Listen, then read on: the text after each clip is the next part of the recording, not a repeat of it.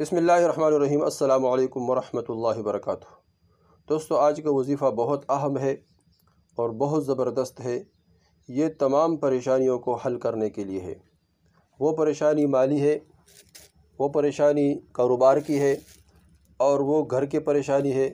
اس طرح مقاصد کو پورا کرنے کے لیے، ضروریات کو پورا کرنے کے لیے، اور خاص کر اس وظیفے کی برکت سے اللہ جل شانہ اتنا مال دے گا، اتنا رزق دے گا، اور اس وظیفے کی وجہ سے اللہ جل شانہ کاروبار میں اتنا برکت عطا فرمائے گا، مال میں اتنا برکت عطا فرمائے گا کہ سنبھالنا مشکل ہو جائے گا۔ حقیقی بات ہے کہ سنبھالنا مشکل ہو جائے گا۔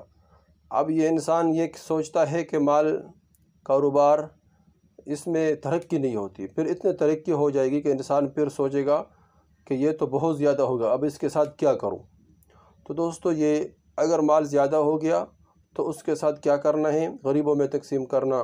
اس طرح اللہ جل شانہ کے جو حقوق ہے اس مال میں، یعنی زکوٰۃ دینا، اس طرح حج کرنا، اور اس طرح غریبوں پر تقسیم کرنا، اللہ جل شانہ اس کے وجہ سے مال میں اور برکت عطا فرمائیں گے، اور اس کی وجہ سے اللہ جل شانہ اور مال عطا فرمائیں گے۔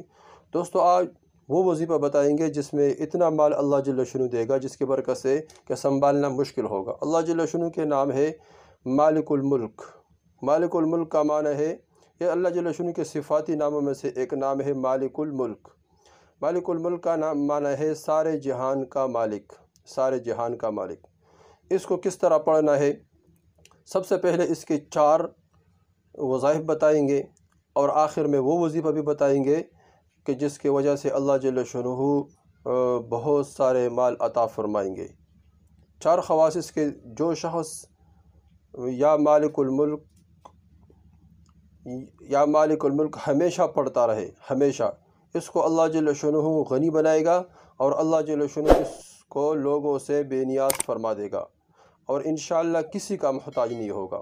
نمبر 2، جو بادشاہ کسی ملک کو فتح کرنا چاہتا ہے، یا جو آدمی کسی اہم کام کو کرنا چاہتا ہے اور وہ کام میں وہ پنس جاتا ہے، تو اس کو چاہیے کہ اس یا مالک الملک کثرت سے پڑھے، اس میں کامیاب ہو جائے گا۔ اس طرح نمبر 3، جو یا مالک الملک یا ذی الجلال والاکرام بہت پڑھے گا، اگر فقیر ہوگا تو اللہ جل شانہ اس کو غنی کر دے گا، مگر اس اسم کو بہت دھیان سے، توجہ سے پڑھنا ہے، توجہ اللہ جل شانہ کی طرف ہو، یا مالک الملک یا ذی الجلال والاکرام۔ اس طرح چوتھا پیدا اس کا یہ ہے، جو بادشاہ اپنی حکومت کا استحکام چاہتا ہے، یا جو آدمی اپنے عہدے پر ثابت قدم رہنا چاہتا ہے، اپنے نوکری پر ثابت قدم رہنا چاہتا ہے، کاروبار پر ثابت قدم رہنا چاہتا ہے، تو اس کو چاہیے کہ اس کو روزانہ 100 مرتبہ پڑھے، روزانہ 100 مرتبہ پڑھے۔ اور اس طرح 5واں فائدہ جس کی وجہ سے ہم یہ ویڈیو بنا رہے ہیں، وہ یہ ہے کہ صبح فجر سے لے کر مغرب تک کسی بھی وقت میں اس وظیفے کو کرے، یا مالک الملک، یا مالک الملک 300 مرتبہ، یا مالک الملک 300 مرتبہ اس کو پڑھے۔ اول آخر 3 مرتبہ درود شریف بھی پڑھے، اول بھی 3 مرتبہ درود شریف پڑھے، آخر میں پھر 3 مرتبہ درود شریف پڑھے، درمیان میں یا مالک الملک پڑھے 300 مرتبہ۔